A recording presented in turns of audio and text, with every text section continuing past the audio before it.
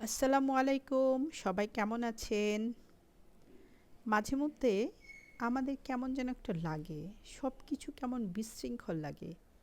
মনে হয় কোথাও যেন থেমে গেছি। কোনো কূল কিনারা নেই। এরকম পরিস্থিতিতে কি করবেন?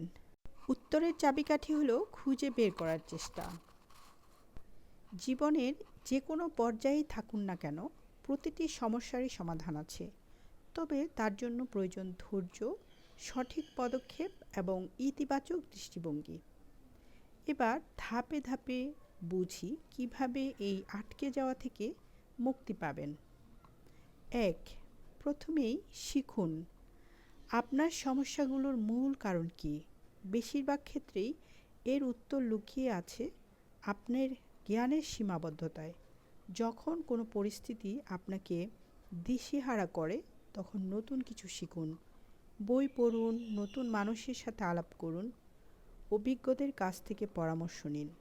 আপনি যত জানবেন তত সহজে পথ খুঁজে পাবেন। ২ নাম্বার হলো জেনে গেলে কাজে লাগান। শুধু জানার মধ্যে আটকে থাকলে চলবে না। শিখে ফেলার পর তা কাজে লাগানো জরুরি। যত ছোটই হোক, একটি পদক্ষেপ নিন। শুধু ভাবনায় আটকে থাকলে কিছুই পরিবর্তন হবে না। ৩. কাজ শুরু করলে তা ধরে রাখুন। যে কোনো কাজ শুরু করাটা যেমন কঠিন, মাঝপথে থেমে যাওয়া আরও সহজ।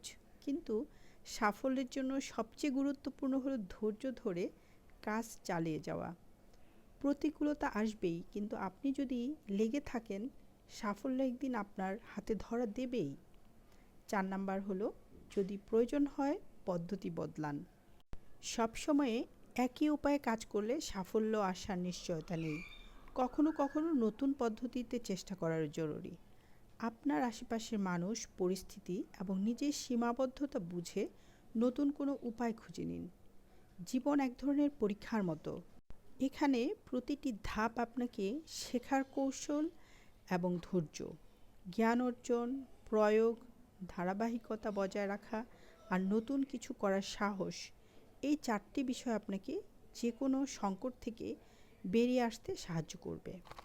তাই যদি কখনো জীবনে আটকে যান, থেমে থাকবেন না।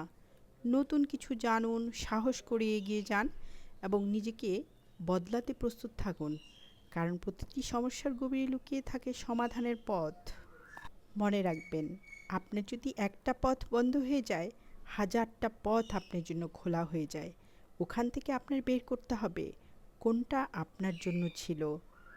সবাই ভালো থাকবেন। ধন্যবাদ।